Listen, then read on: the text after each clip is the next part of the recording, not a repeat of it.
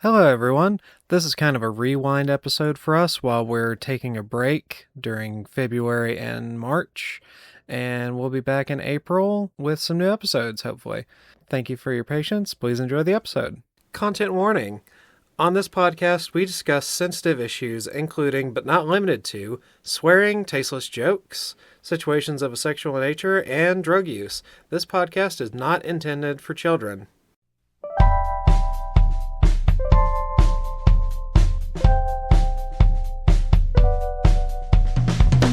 Welcome to Bibliorex, where we read the world's worst books. I'm Bam Bam. And I'm Regretfully Bugs.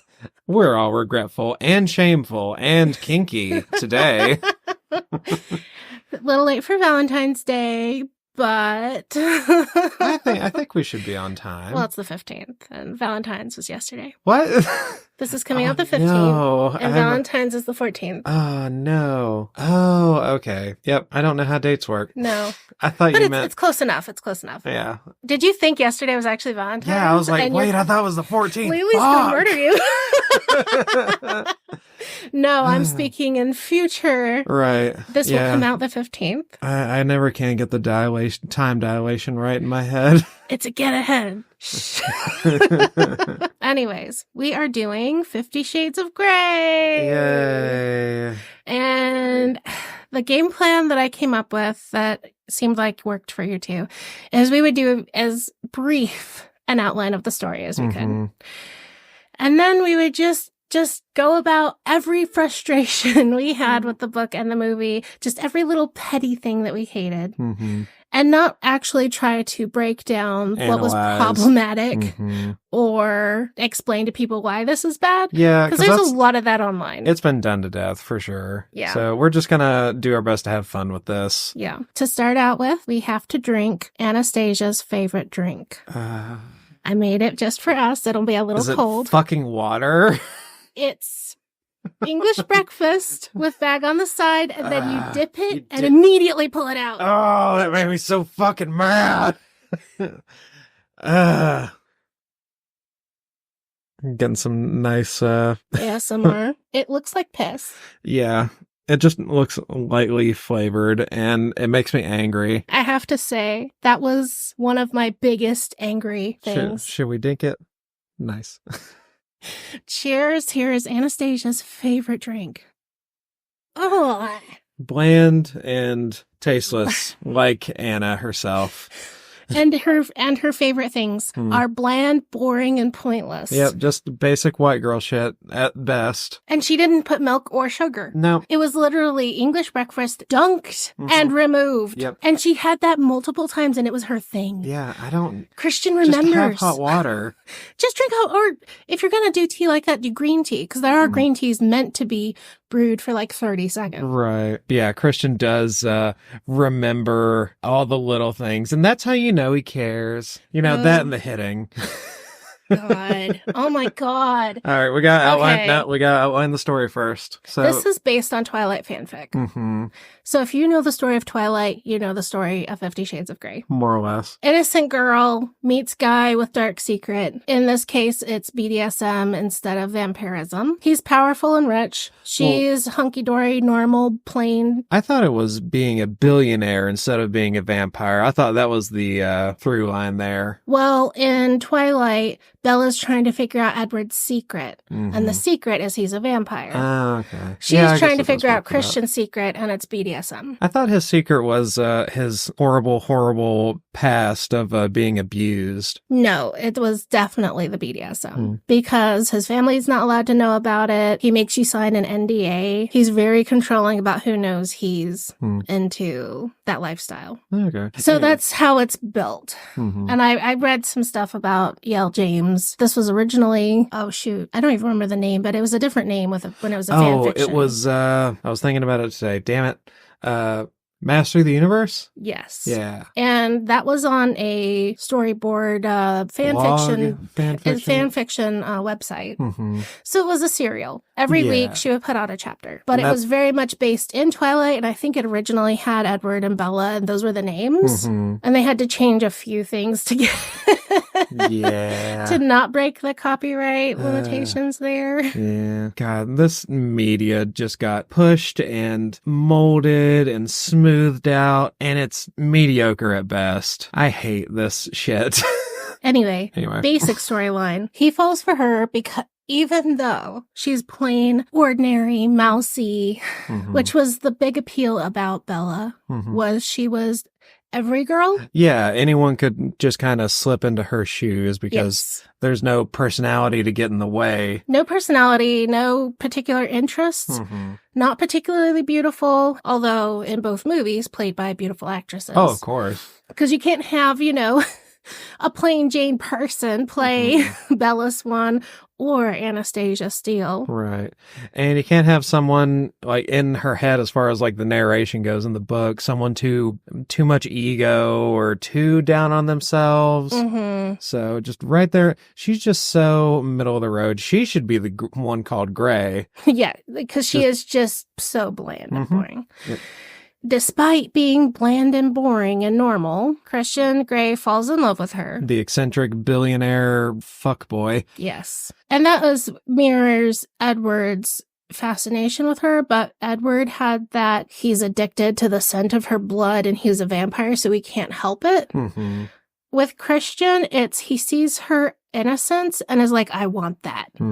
She's naive, fairly young. Someone, moldable and easily manipulated. And inexperienced. And he can mold that into what he wants. He pursues her and he has unlimited money, apparently unlimited time, despite running his own billion-dollar company. And always being busy with it and saving the world's poor. The world's poor. God damn it. And we understand that Edward has unlimited time because he doesn't sleep. So he watches her while she's sleeping. Yep. And Edward can be his creepy vampire self, but his excuse is he's a vampire. Right. When you turn it into a normal human, it makes the stalker aspect a lot worse. Yeah, like tracking her phone and showing up in her room. Yeah. I keep wanting to go into just individual details. We'll do that in a minute. Okay. She, in the book, doesn't like him, but she's attracted to him. In the movie, she automatically likes him. Right. We skip the I don't want to. I don't want to, I don't want to, I don't want to. Which is so uncomfortable as you read it, too. Yes, because she repeatedly says no in the book. But in the movie, we skip all of that. He invited me to coffee. She goes to coffee. They don't argue over coffee. They don't argue over stuff in the movie. They very much smooth. They don't have to logistic where the fucking cars are. Yes, where everyone is. So, come on. Well, stick with me here. So the point is, he lavishes gifts on her. Love bombs and then abuses. Loves bombs and abuses her. She gives him her virginity. She gives him all of her attention and love and time. She trusts him. He says, sign this contract that will make you my sex slave. She says, I have these limitations. I don't want to do these certain things. They try to make it work. They're in a relationship for about 2 weeks, have sex dozens of times. The conflict in the story is she wants a boyfriend and he wants a toy. Yeah, and they're trying to compromise and meet somewhere in the middle. And there's no middle between being a person and being a toy. Right. Because other BDSM situations, it's more of a case-by-case basis. Like, I'll be this person in this story for this period of time, and it's like an afternoon. A sex situation of like a day. It's and more role play-ish. It's role play that is in the moment, and he wants her to role play all the time forever. Yeah, it's supposed to be like a switch when you can just be done with when you want to stop. Yes. And you for can him, go it's home. just how he wants to be. Most people who do BDSM will go do the thing and then they go home and live their normal life. He wants this to be, he controls what she eats. He controls when she sleeps. He controls the vehicle she drives. Yeah, because that's just who he is. Right. And he is a abusive asshole, but he tries to couch it in this BDSM lifestyle.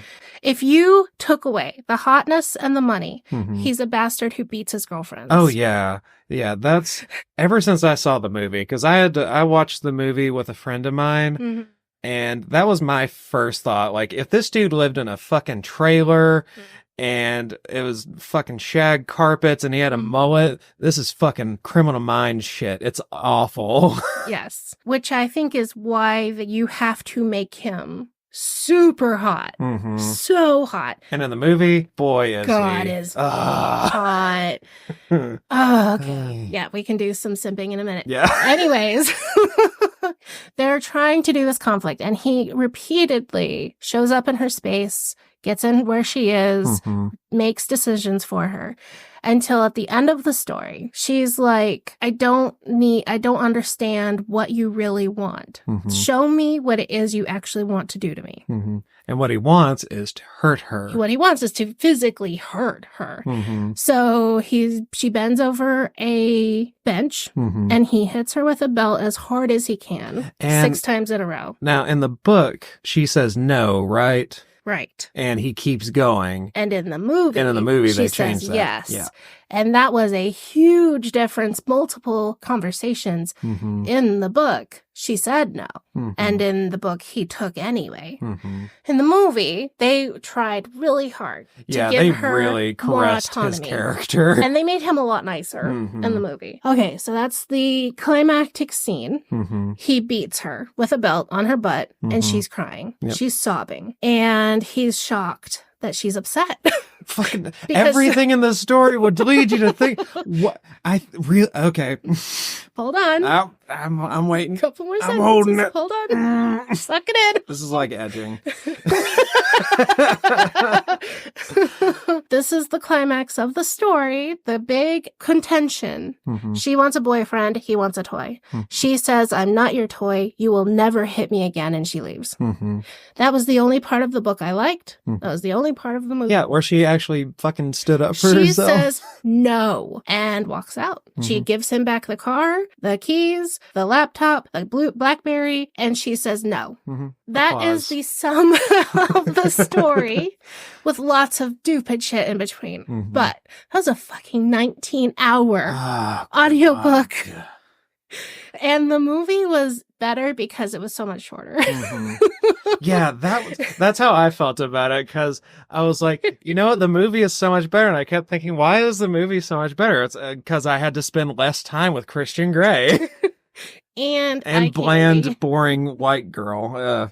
Which the actress was really good, and she is really pretty. Oh, yeah. Everyone in the movie was good. Except E.L. James, who was a producer and fucked it up for everybody else. On purpose. She literally would not let them make a movie unless she was co-producer and had veto rights on the scenes. So they said, we want to have a BDSM expert to come in and help us make this better. And she said, no. Yeah, because she doesn't actually know anything about BDSM. No. And she didn't want it to be real BDSM. She wanted it to be this specific fantasy. Okay, folks, that was the intro. Yep, we're done with that. Now we get to have feelings. Okay, disclaimer. I've watched the movie twice. I watched it once today. And the book, I got to like the last hour of it, and I just didn't have time this week, and it's fine. I've read enough reviews. I know what happens at the end. It's fine. The only thing that's better is, I mean, the movie makes it a little bit shorter and more concise. Yeah. But the book they both end pretty much the same, I think. And I listened to 10 hours of a book I hate at 2.5 times speed. And boy, that actually improved the experience, actually. You know what? I was listening to it to normal speed for a while. And then I kept messaging the group, and I was like, I don't know how I'm going to do this. So I finally put it on 1.7, and they sounded a little bit like chipmunks. And that made it so much better. I've listened to so much bad audio, mostly ours, that it's fine. The chipmunk speak and the really fast talking, it's fine. I don't hear it anymore. Right. Was there anything particular about the book at the beginning that really bothered you? Because most of my notes are on the movie. I have a perspective that I think is original. Oh, really? Yes. Do tell. And I thought about this really hard. And Jay was very sad he couldn't be here today because he was like, this is going to be so much fun. All right. Set the scene. You're watching Harry Potter for the first time. And you don't know what Hogwarts is, but neither does Harry. You walk into this world of magic, following the main character who is as clueless as you are. Mm-hmm. You learn about magic with Harry, and it's not exposition, because you're experiencing it with him. Right. That's kind of what That's how they do the world building. That's what his purpose is. It's the hero's journey, but he is the lens through which we see new and different. So you don't have, as you know, blah, blah, blah, blah, blah, blah, blah, blah, because the people within it already know the world. Makes the exposition a little bit more organic. Makes it more organic, makes it more fun, and often makes it better writing. Especially for children. Especially for people. Which is the target audience of Harry Potter. Yes. Similar to Narnia. We go with Lucy through the wardrobe, and we meet talking animals, and we just meet a satire. And we go with Lucy, and we meet talking animals, and we meet Mr. Tumnus, and we see this fantasy world. It's really interesting because we have never been in this world. This world is new and exciting and fun. And now we're in Seattle. We are entering the world of orgasms. Oh my God. With Anna Steele, who is a virgin, and this is a new world that no one has experienced except for her.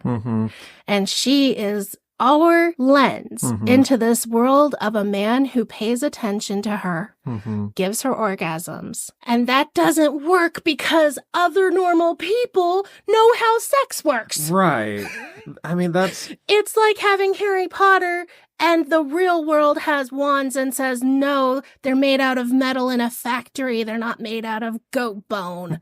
It would be if you had the rules completely wrong. And that's what's wrong with this book is the rules are wrong and the way people behave is wrong. And if you're a normal person who's had sex, you know what they're doing is not real in the world.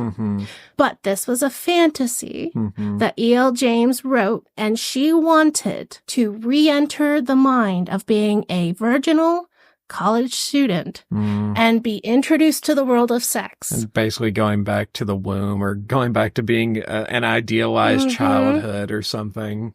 And then I read about her, and she was 49 when she wrote this. I didn't know that. She was a middle-aged woman. Oh, wow. Who had children who were like middle school, teenager, something like that.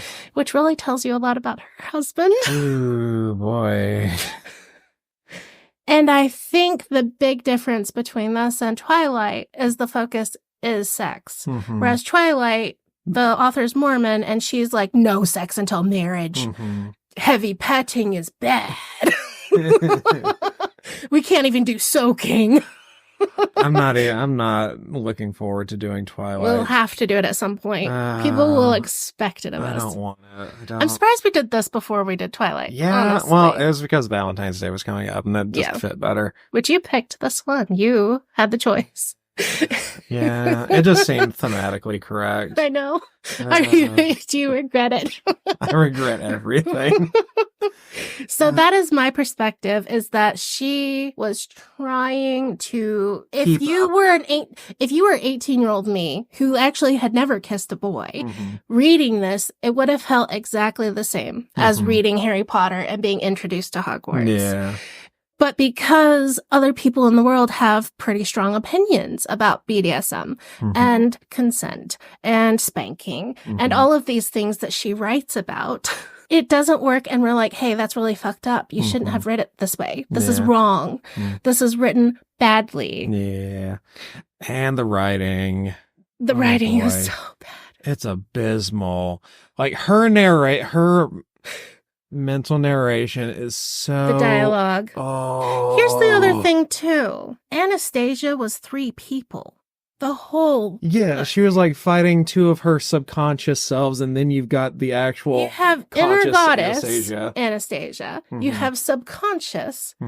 Does she not understand the meaning of subconscious? Because it doesn't speak to you. It's underneath your consciousness. Right. Yeah. I hated that so much. I just felt like it was a metaphor. It could have been, but the metaphor of inner goddess works. She could have used something else. Yeah. My prudish marm, school marm. Yeah. My inner Tess Darbovel or whatever. That would have been better. My inner school marm would have worked so much better than my subconscious. Who's doing pole vaulting half the book? I don't get it. I don't know. So yeah, that was my comment at this book was she wrote a fantasy and this would be intriguing and interesting to women who've never had an orgasm. Yeah. I think that was her audience as well. That makes sense. See, I didn't come at this from that anywhere near that perspective. As a man, I had to come at this, and the only character I had to identify with was Christian. And boy, do I, that would, I didn't think about that. Oh boy.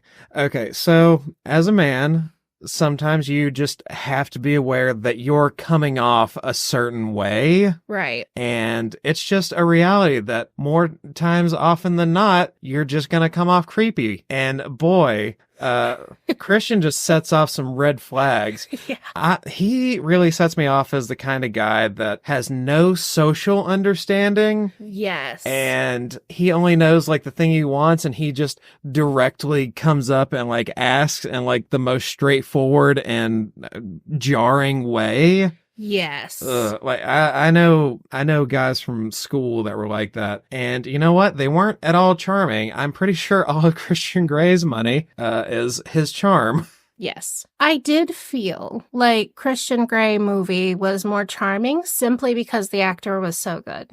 He was able to embody better manners and better charm simply by the body expressions, the physical movement.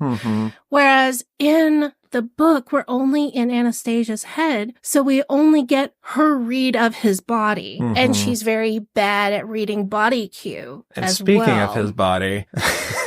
Which one? Book or movie? I don't care about... Okay, the only thing that really sticks out in book Christian's body is his well-endowed, well-built schlong. And here's my question. Oh my. Do you think he... do you think he's circumcised or not? Because it doesn't say. It doesn't say, but I think feel he like it should have probably is. said. I think Yeah. he probably is. Yeah. Which that is one part that I really did appreciate about the book is they talked to condoms every time. Yeah. They talked birth control. It felt every almost time. like a condom commercial at times because they just kept unwrapping and It showing did, condom. but the fact that they completely skip him putting on the condom in the movie, I hate that part where it's like they never show you paying for the cab. They never show the guy putting on the condom. And we could have so much more safe sex in the US if you just bothered to show him ripping open a packet. Don't need to see his dong, don't need to see him put it on, but just the acknowledgement that he used a condom and enjoyed the sex would be so beneficial for so many people. Yeah, it would. So we can give E.L. James a point for that, I guess. That was probably one of the few places I was like, okay, the fact that they're talking STDs, he gets tested, they talk about birth control, they talk about periods. They have period sex in the book and not in the movie. So I felt like, okay, a couple of this is like... Some of the stuff is kind of sex positive. Yeah. But just as much of it wasn't. I know. And that was, oh God, infuriating. Okay, the virgin thing. He goes off. He goes ape shit because she's a virgin. He wants to We put have to all the fucking stops now that he knows that she's a virgin. It's like, oh, I'm going to sleep in the fucking... She's getting in my goddamn helicopter. Yes. So Here's at the talks other he's part of it. mad. He's mad, but here's how it goes. He is asking her about, what is it, anal fisting or something obscene? Like they're talking hardcore what they do during sex. And she admits, I've never had sex, so she doesn't know what she likes. She doesn't know what she doesn't like. He's pissed off, right? But she goes from being a complete virgin and like has kissed a guy, period, to learning about fisting, clamps, suspension, plugs, dildos. Yeah, and it's all submissive, dominance, all in the same day. Literally. It's all lollipops and candy canes for her because she doesn't know the difference. And everything right now is just honeymoon and orgasms. So she's going to say yes to whatever he says. Right. In the name of continuing this going because she's having a good time. She's having a good time. And he knows that she'll agree. Because he realizes he can't hit her before he has sex with her. Mm-hmm. He has to love bomb her with orgasm after orgasm and kissing and sucking and on and on and on and on and on and on and on and on and on. And manipulation after manipulation. Yes, before he can hit her, which is what he's waiting for. Right. He's doing all this stuff with her. Yeah, all of this is just emotional finagling until he can get to the point where he can hit her and she won't run leave. away. She won't leave. Which is what he's really afraid of. Classic abuse pattern. And here was the other part of it that I really felt like my Harry Potter analogy worked, was if you had taken little Harry Potter, given him a wand, and said, okay, now go fight a Death Eater. First day. That's what she's walking into sex-wise. Yeah. Because, I mean, penetrative sex doesn't have to be your first intro into sex. Oh. There's a lot of steps between kissing to anal fisting. Yeah. Like, there's so many steps you could take along the way before you need to get to that point. Sidebar. Yeah. When they actually do have sex for the first time, and he just rams his shit right in. Oh, I was Oh my pissed. God. I was like, you motherfucker. I was angry. This felt like rape. This felt like him saying, you know what, I got this far. I'm going to take what I can right now. And in the movie, it's just gentle. It's so sweet and not, loving, and she's enjoying it. Fuck this book. Fuck E.L. James. Yeah. Fuck This- Christian. God. And I was like, I understand what you're trying to do. You're you're horny and you want to build these fantasies Build tension. and you want to be turned on. And this is your way of writing erotica that you find hot. Yeah. Which, in those scenarios of people who are in consensual BDSM, you know, people can pretend, no. That's why they have code words, red or yellow, or these or the different things that people can do to signal stop or slow down. Yeah. I don't like this.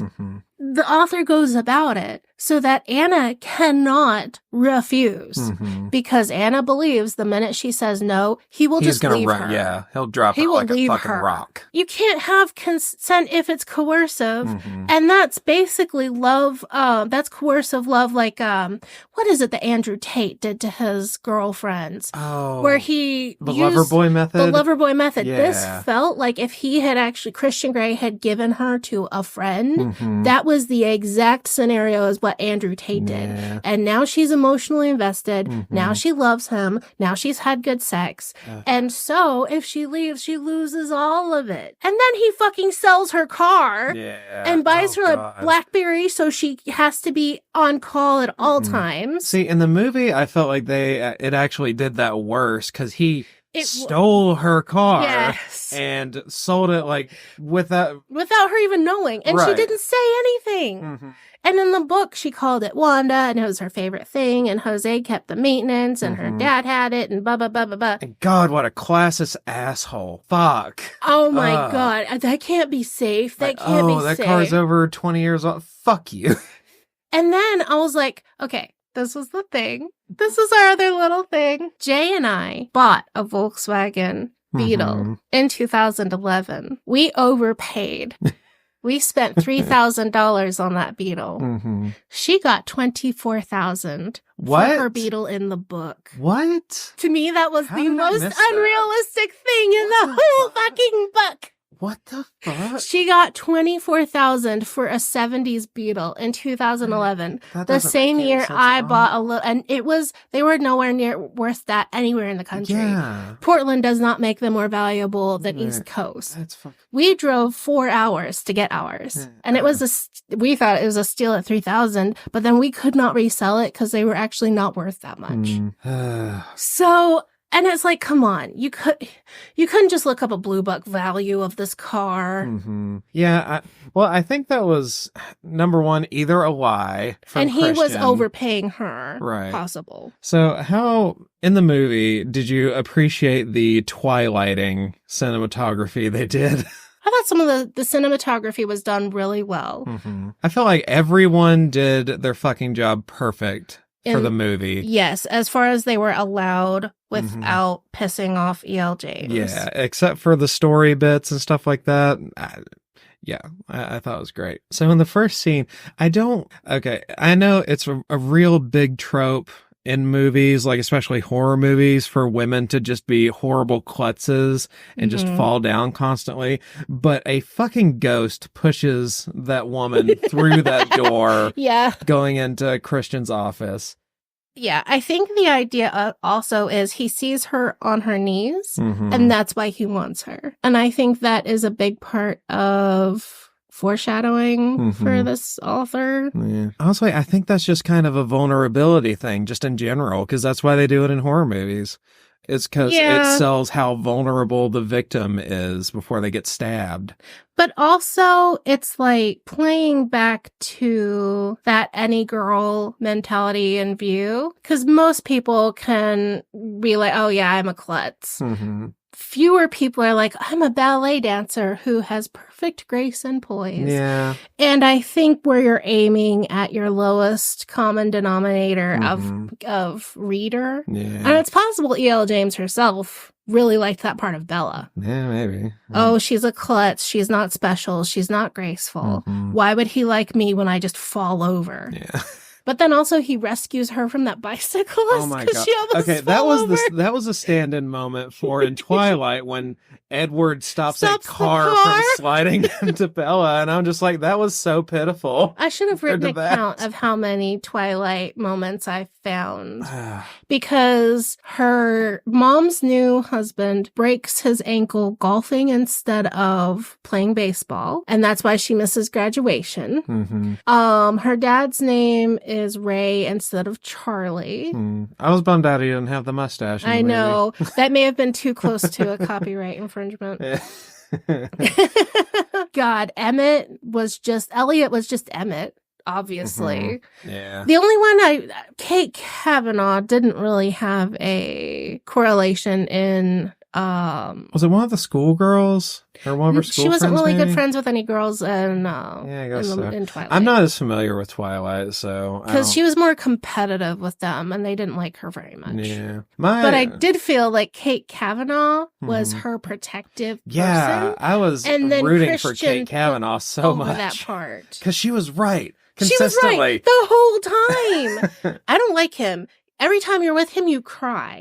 He's a bastard. Something about him is wrong. I don't like this. Why are you still seeing him? And I think Elliot was the eye candy to get her off of Christian's case.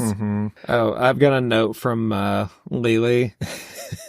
As we were watching this movie and just listening, I think it was at the moment where Christian says, I don't make love. I fuck hard. Lily just turned to me and said, I could not let this baby man dominate me. Because he's got the clean shaven face and he's so cherubic and pretty, and she's just super not into Doesn't like your face right now, then. No, she doesn't. You shouldn't have got rid of the beard. Yeah, it's fine. It's fine. So does Christian just assume that Anna likes Jane Austen because he's sexist? Is that what it is? She's an English lit major, and in the movie they make more point of that. Right. In the movie it's Jane Austen, but in the book it's someone else. I can't. Tom Hardy, I think. Yeah, I think it is Tom Hardy. I don't know shit about classical literature, so that's I know I read that book when I was a teenager. I never enjoyed Jane Austen or just a stuffy old thing. I didn't relate to them because I've never been girly. Man. I've never enjoyed like a lot of chick flicks or girly stuff. Yeah. Which is probably part of why this was so painful. Yeah. Because that's just not my thing.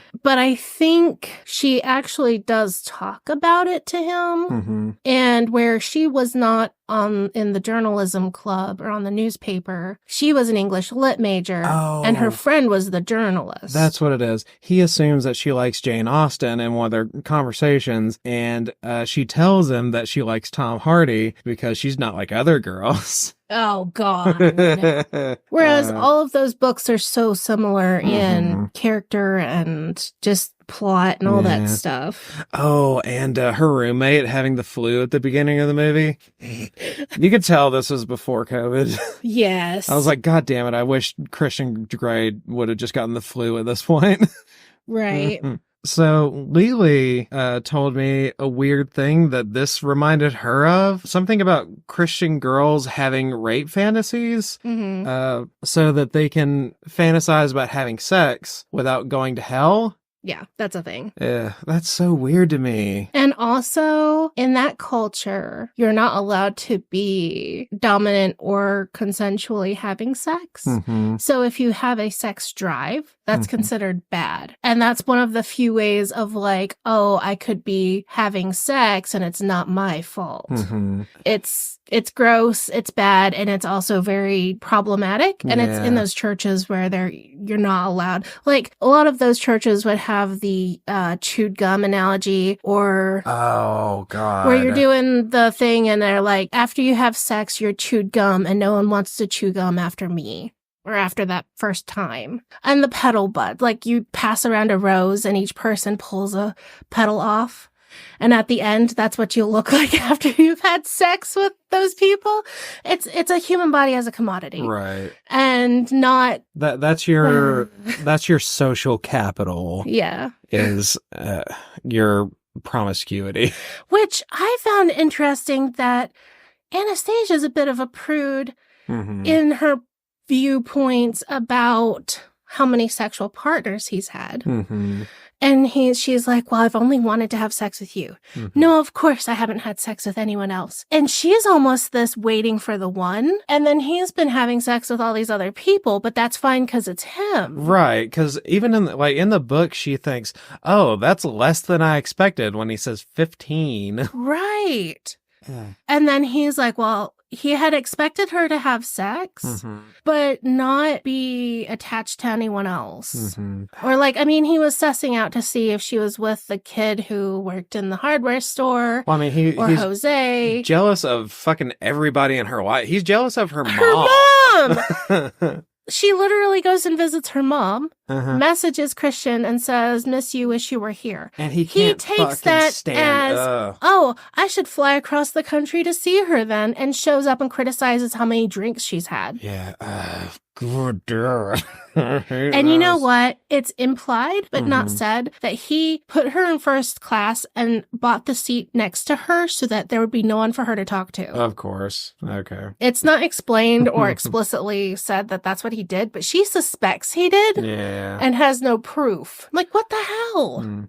So, and even Catherine Kavanaugh points out, this isn't normal. Like, this is not good. Yeah, this is manipulative behavior. He should not be trying to isolate you from your friends. Jose is just a friend. Which is You've told him Jose is just a friend, right?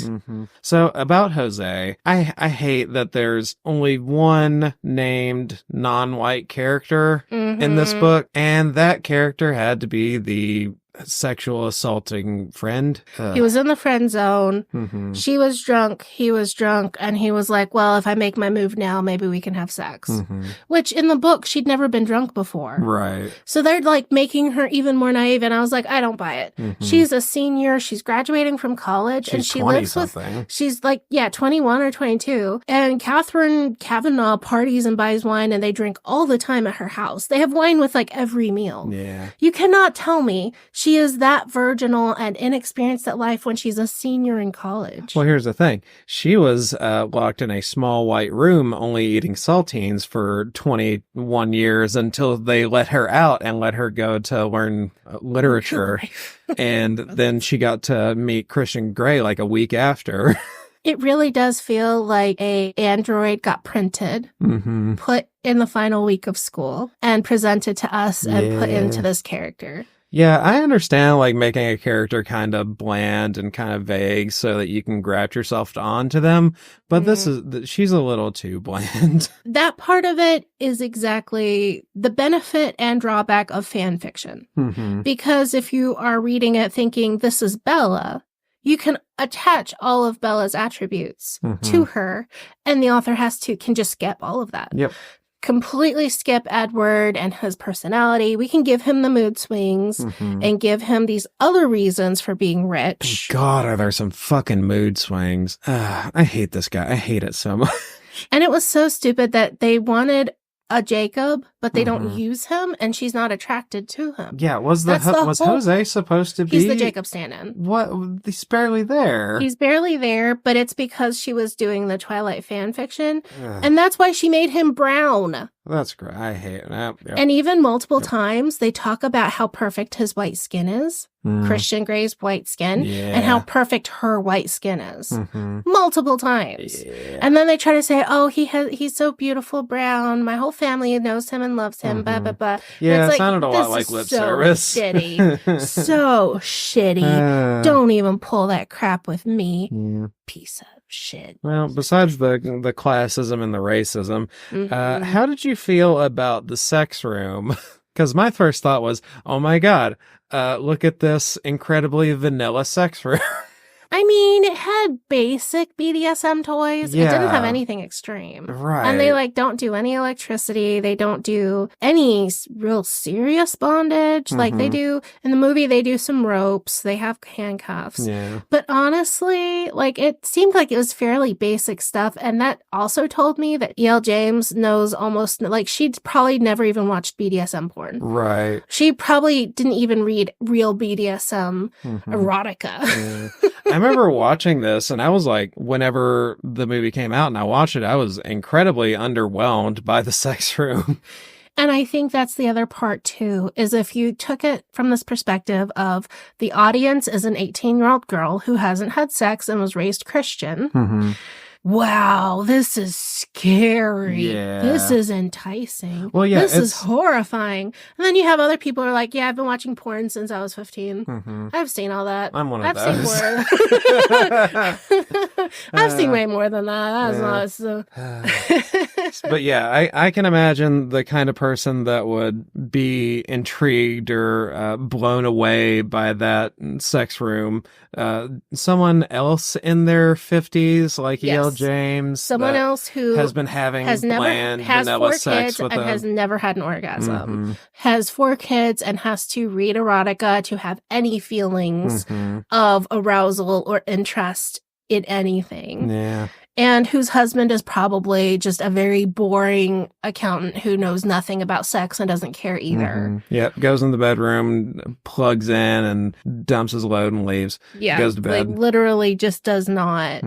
Vibrant sex life is not what you would call that. The author and where their perspective is coming from is so hugely important. Because when we did A Planet Called Treason, and a few of these other books, learning about the author and understanding where they were in their life really helps you contextualize a lot of stuff. And also pull apart where it's like, maybe they wrote the best book they could at the time, but this should not have been published. Yeah. This should have been sent back. This should have been edited.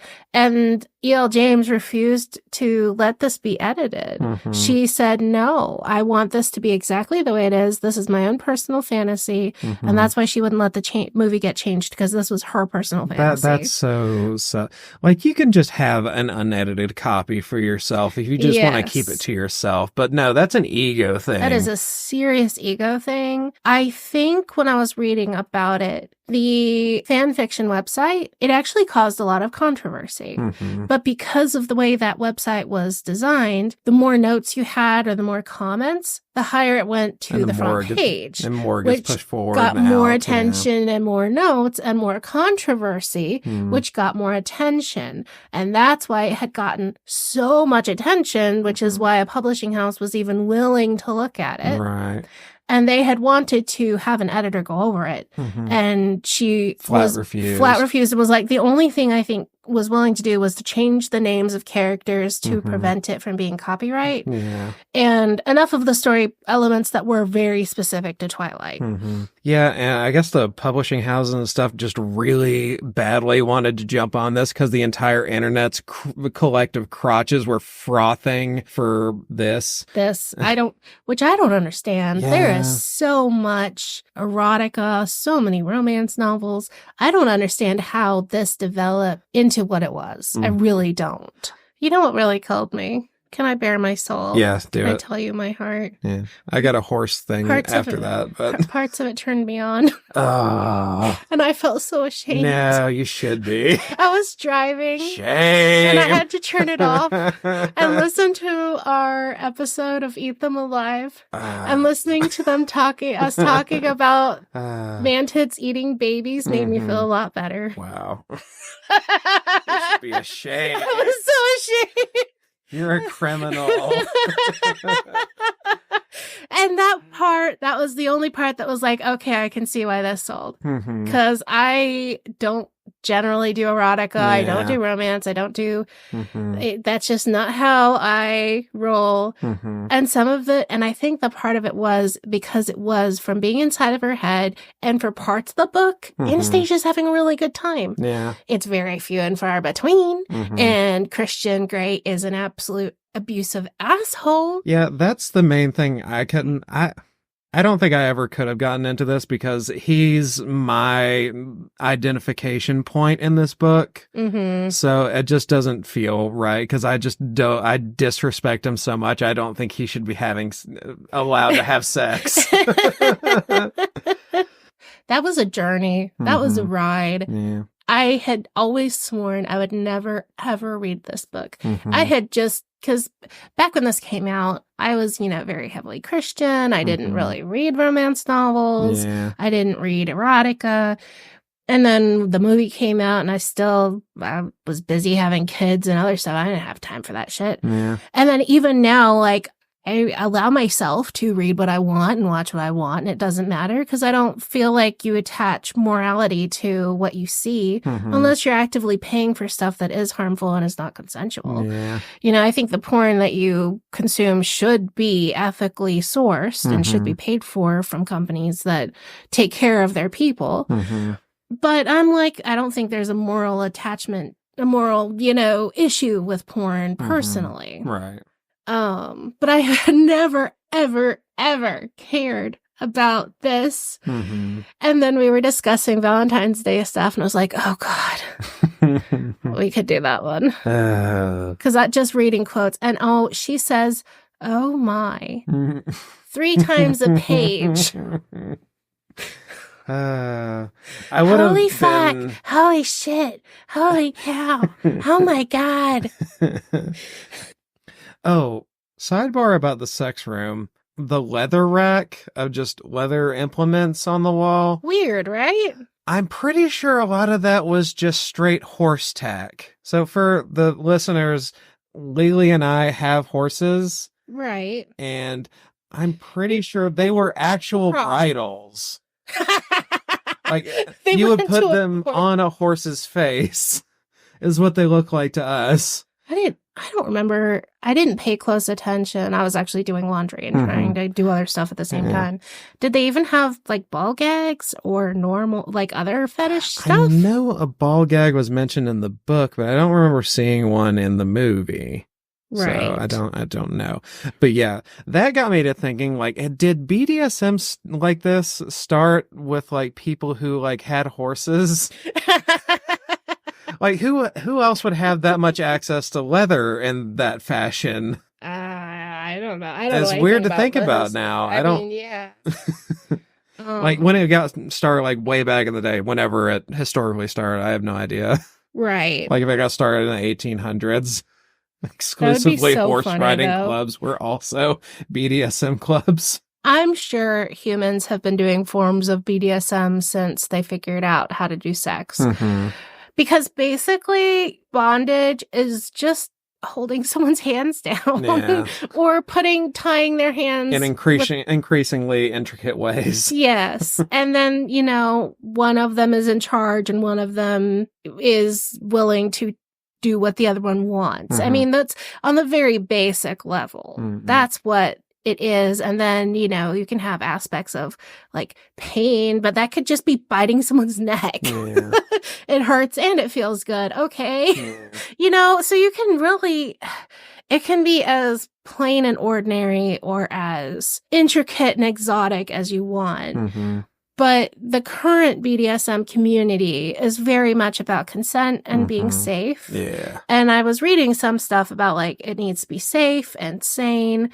And, like, multiple times in the book, he got her drunk. Multiple times. Oh, yeah. He got her drunk while negotiating their contract, ostensibly to make her more honest, which, fuck you. Fuck off. And I noticed in the book, she would be too uncomfortable around him to eat a full meal. And then she'd get home and be starving and eat. And I'm like, that is such an abuse symptom. That is such a symptom of you didn't feel safe. You couldn't digest. You were in fight or flight. She never feels safe around him. No, like, and she doesn't know what his mood is so going to be. intense, like at the best of times. Yeah. Ugh.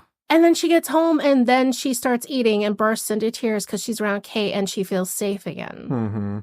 And it's like, this is so abusive. And you know what she knows is abusive. The entire book. In the book, it's so much, she knows this is abusive. She calls him a control freak. She uses the word assault. Yes. To describe the first spanking in the movie, or in the book. Ugh. She felt assaulted. She cried. Yeah, because it was a fucking assault. Yeah. And like when she says, haha, it was nice knowing you, she meant it as a joke. He thought she was rejecting him. And he came over and broke into her house. Yes. And then in the movie, it's explicit that she's consenting. In the book, it is not. In the book, she is not consenting and she's actually scared. And he does sex to her. Yeah. It's not like holds her down and rape her and she's crying, but it's very much I'm doing this to you now. And she is silent. Yeah. And it's so uncomfortable and gross. And the part where she like starts crying after the spanking and he like breaks back into her house and Kate's there and she's just like, what the fuck are you doing in my house? And like tries to get him to leave and he just won't. Even if Anna was consenting to have him in her house, I don't think Kate should have. No, and Kate was so much more sensible. In just every way. Yeah, Kate wasn't a fucking empty airhead. I know. And that part was just so upsetting because you're making your main character be naive to the point of stupidity. But she's also knows what's going on. Yeah. She knows he's being controlling. She's like, you're not going to tell me what to eat. Yeah, I don't want to exercise 4 days a week. You cannot make me sleep 8 hours a night. Yeah. I can do these things that I want. I don't want these books. I don't want $14,000 books. I feel like those moments were just kind of, I don't know how to feel about that because it's so inconsistent. Like she's so naive, but she's so aware at the same time. Right. And it's like, why? Why are you doing it like anything this? with sex? Okay, this is my big thing with like romances in general, really. Like the characters are like engineered to be perfect for these situations and I know it's literally contrived, but it feels weird to me. I can't quite explain why, because she's just naive with like sex stuff and stuff like that. And that's what Christian likes. And then with everything else, she's like aware and intelligent.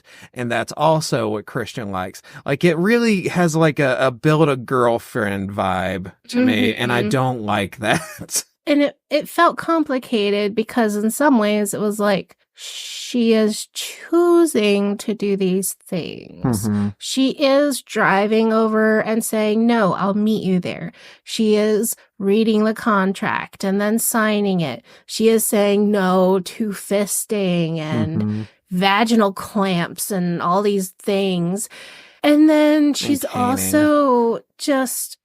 I find it so weird. He doesn't like take her in there and be and just like take a cane and like smack her leg and let her smack his leg. He doesn't do anything with her that's true experimentation. she doesn't get to play with any of this Mm-hmm. because she's the toy and he's the user. Yeah, he doesn't see any situation in which that she would ever be using the cane on him.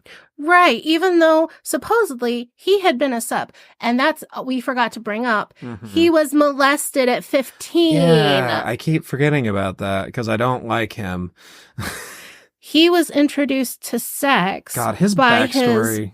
So gross. His mom's friend was Molested into him BDSM, and she introduced him to A BDSM. 15-year-old. A 15-year-old boy, and made him that's fucking, her submissive for 6 years. That's gross. And here's the biggest complaint I saw online is that it was linking BDSM with someone who's broken, and it's linking abuse with kinky sex, and that is not at all how that works. Yeah. Loads of people have kinky sex and then go have a normal life.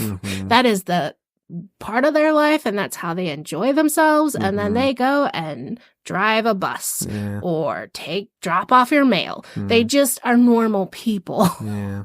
It's so gross that they make it he likes BDSM because he's fucked broken up. and fucked up. He is broken and fucked up. 50 Shades of fucked up. My Mr. 50 Shades. Oh, God. Every time in the book Anna said the word shades in her head, I was like, ugh, fine, I get it. And like sometimes I was like 7 Shades of Scarlet, or multiple she also times. said like he's gonna beat 7 shades of shit out of me. And a couple parts like that, it was like, okay, you're playing on a theme. This part's not so bad, I guess.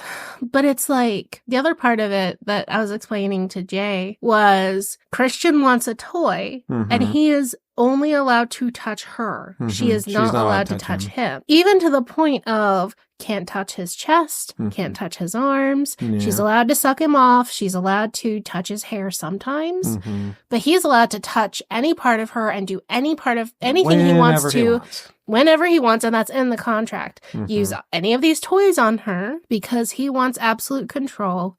And she knows from day one he's a control freak, and she doesn't like that. She meets him and is like, Mr. Control Freak, glad I'm never going to see him again. Yeah, and that's the way it should have been. Hey, did you notice that every time he starts love bombing in the movie, they go flying? Helicopter, glider, anywhere else? I don't know. Because she flies to Atlanta and he buys her which that wasn't in the movie. He doesn't upgrade her ticket in the movie. So is every time they go flying like the hold on spider monkey moment in the Twilight movie? I'm not sure. Because that's what I like imagining that anyway. It could be. It mostly felt like he was trying to woo her in a romantic way. And the only romantic thing he can think of is to show off his shiny toys. I don't know. I just know I was disappointed with my life choices. Oh, what does Christian have to do at his job that he has to physically be in his office for? Because every time we see him working in the book or in the movie, he's just on the phone. I know. I don't think he really has a job or really does any work. Yeah, it seems like all he's doing is like coordinating other people to do shit. Yeah, that's what it felt like. But he had to leave Georgia at the most inopportune moment so that he could be physically in his office to take phone calls so that the plot could happen there.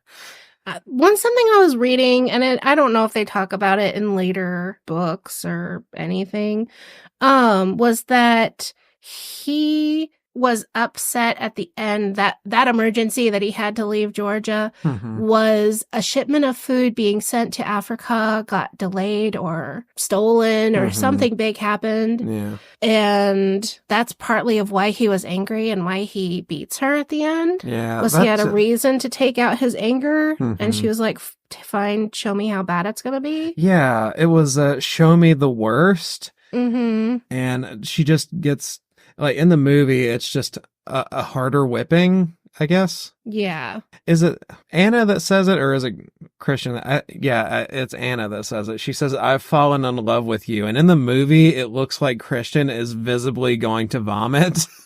It was that way in the book, too. Yeah. He's like, oh, no, Yeah. you cannot fall in love with me. I am not lovable. I cannot be loved. Mm-hmm. This is sick. And then in the movie, the actual whipping itself, the slow motion choir whipping, and I was like, this is heavy handed, even for this moment. Like, I know it's supposed to be a big moment in the movie, but that's a little too much. And then I just enjoyed her flat rejection of Christian at the end. That made me feel a little warm and fuzzy. I did like how after she meets him at the beginning, he walks her to the elevator. Yeah. And it's the Anastasia Christian. Yeah. And it's that end of the movie. And then when it closed, it was like click. And it was the end. And I really... That was good. That was my happy place. It's over. I remember when I was watching it in the theaters. Oh my God. Everyone went fucking ballistic. Oh God. Just so many screaming women that hadn't read the book. Oh. Oh my God. Really? Yeah. Wow. And my friend, she was just like, is that how it ends? God. Which I was like, good. Yeah. I was so happy that she dumps his ass and walks out. Yeah. Oh boy. And I did like that they addressed the fact that she needed the money from her car. She's dropping off the laptop. And like even in the book, she's like, God, he's going to buy me a penthouse and then I'll really be stuck. And she manages to leave before he does that. Yeah. But she's aware at every point of he's buying me a BlackBerry so that he can get a hold of me at any time. He's giving me a laptop. You know Crowding out her options over time. Yes. I hated in the audiobook listening to them read every email. Oh my God. That It felt like half fucking of torture. the book was just reading sexting. Or I don't even enjoy my own sexting. I don't even do that shit. I don't want to read someone else's. It was so stupid. And then in the narrator's voice of Saturday, 17:57 p.m. from Christian Grey to Anastasia Steele. We could have, even in the, just actually reading it, that's what you would do, is you just skip over that. Yes. And it's not necessary. We could have went without that. It would have been fine. Which she was, E.L. James, while doing the serialized version originally, was probably just padding and those word could be count a little bit. little mini episodes of emails between them or whatever. God fucking damn. This was disgusting and annoying. And I did not understand the family dynamic either, because he grew up with a crack whore mom and he had new hunger as a baby. He doesn't remember it, and even explicitly says he doesn't even remember his early childhood. If they try He's to make adopted at 4 by a pediatrician mother and some businessman father. So he's raised with wealth in this loving family, and everyone else in it is normal. So I did not understand what point they're really trying to make here. I feel like I don't know if E.L. James wanted to have a point there. I feel like she just wanted a sad backstory for Christian. Like, if she made it any sadder, they would have just covered him in like kicked puppies. Yeah, because I was just like, I mean, obviously, damage to you when you're very little lasts it can affect you your whole life. But it does. But it was like that caused his entire personality. But he's also a successful businessman who manages to run a billion-dollar company. Well, his entire family thinks he's normal. He's been doing this since he was 15, and nobody knows. I just call bullshit. Like, well, I mean, no one would give a shit about him if he was poor, if any had these character flaws. Oh, yeah, obviously. If he was Joe Schmo who looked normal and didn't have billions of dollars, this is just an abusive boyfriend fantasy. I think you're going to rate this, I think we bitch? Oh, God. Fuck you, F. E.L. James. Fuck you, and fuck Christian Grey. Fuck Twilight, fuck Stephanie Meyer. Yes. Fuck our podcast for bringing it up again. This was, oh my God, this is so bad. I don't know if there is any redeemable qualities I could pull out of this. The only parts, like in the movie, the opening with the elevator and the leaving with the elevators, that's the only parts that I can actually point to as being good storytelling. Yeah. Okay, I will defend the story a little bit. This is kind of, is it, it's iconic, but is it good kind of thing? Because it did kind of normalize talking about all of this stuff in public. True. This might have been a little bit of my own sheltered life at this point, but I don't think anyone really talked about kink and stuff and their sex life quite as openly until this came out, and then everyone was just fucking talking about it. Right. And I feel like that kind of normalized things a little bit, which I thought was good. Yeah, that is true. And I don't think anyone has gotten any more abusive just because of this book. It might have made some people a little more receptive to abuse, which is a definite bad thing. I read about a guy who did one of these scenes from the movie, and he got arrested and sent to jail for sexual assault. Well, I've been wrong. Yeah. So I do think that it taught people kink unsafely. I think it normalized unsafe kink. Yeah. And I saw that as one of the biggest criticism online of this is not showing how to actually be safe. Telling someone to say yellow when you've gone too far, that's not how you actually establish consent. And that's not how you create a good environment with good communication. Because the entire time he's doing things to her, and he expects her to finally yell red when she's past her breaking point. Yeah. Which she doesn't even yell red when he's spanking her and she's crying. And he's like, well, I hope you never have to use those words. And it's like, no, that's not the point of those words. Yeah, he's already coerced her away from... trying to say, well, you have this as a parachute, but you'll have to jump out of the plane, and that plane's going to continue on to paradise without you. Yeah. And the whole book, she's like, oh, if I say no, he'll leave me. And I really hated how it was very tied to no man has ever made me feel like this before. She's never loved anyone else. She's never had a crush on anyone. Ever. She's hetero and has never had a crush on a guy. She lived in a white room. She wasn't anywhere until she got out and met Christian. She's never met any, and all these guys liked her and went and wanted to date her. She never had a pity date with anyone. She never went out with guys and then realized that it wasn't for her. She literally is this, princess in a castle. And it's like, come on, I just call bullshit. Yeah. Even girls who are isolated, reading in their room, reading romance novels and drinking fucking weak tea. Oh, God. At least will have watched movies about sex. At least will have been they'll have some amount of opinion on things. Her friend was having sex in the living room when they came in the door. She knows how sex works. Right. Catherine, whatever, would have talked about it enough for her to understand what these things do. Yeah. But it's like, oh, I didn't know I had muscles there. I didn't know what arousal felt like. I didn't know I had a vagina. She doesn't know she had a vagina until she meets him. Well, no one had ever touched it, not even her. Apparently.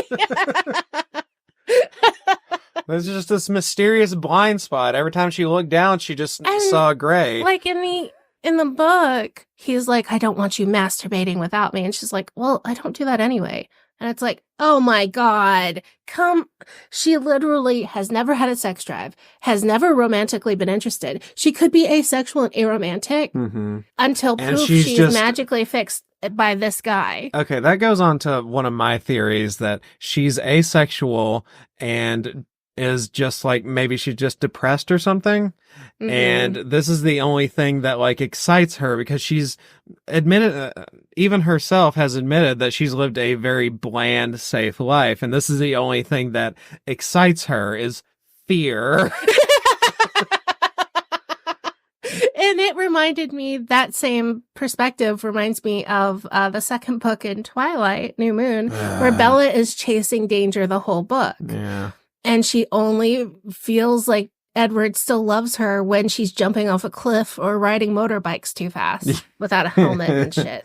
So, I mean, that is quite, and it's kind of like, if they had played better with the trope of the bad boy, or if they had established a relationship before this point and shown, because Christian says, I don't sleep with anyone. I've never made love. He's I like, never oh, have you're girlfriends. so special. I slept with you in my bed. But we've never established that's who he is as a person. Mm-hmm. He does these things and she sits up like, oh, this is normal. Mm-hmm. And she has a clear mental picture of what a boyfriend would do. Mm-hmm. A boyfriend buys me flowers, sleeps in my bed. She's perfectly comfortable with an outside of marriage sexual relationship because that's what she's seen in TV and in her friends' lives. Right. And then he comes in with all these other ideas and she's upset by them, but she also kind of thinks I'll fix him. Mm-hmm. And that's why it's ultimately the breakup at the end is she couldn't fix him. Mm-hmm. Yeah, I feel like that premise, because even from the beginning, it's been him trying to change her and her trying to change him. Mm-hmm. And that's just not how you go about a relationship of any kind. Which I felt was really good at the end, was just like, no, you want something different than what I want. Yeah, and that would be great if it ended there and didn't go on to 3 more books. I don't know. I don't even know how many more books we're not doing. We would have to be so desperate. We would have 20 years from now, we will have read every bad book. We will remember our heyday. And we'll say, do you want to watch 50 Shades Darker? I'll get my cane. Put on my spectacles. Oh, boy. All right. Well, this has been fun. This actually was not as awkward and painful as I thought it was going to be, discussing a porn book with my stepsister. Stepsister, god damn it!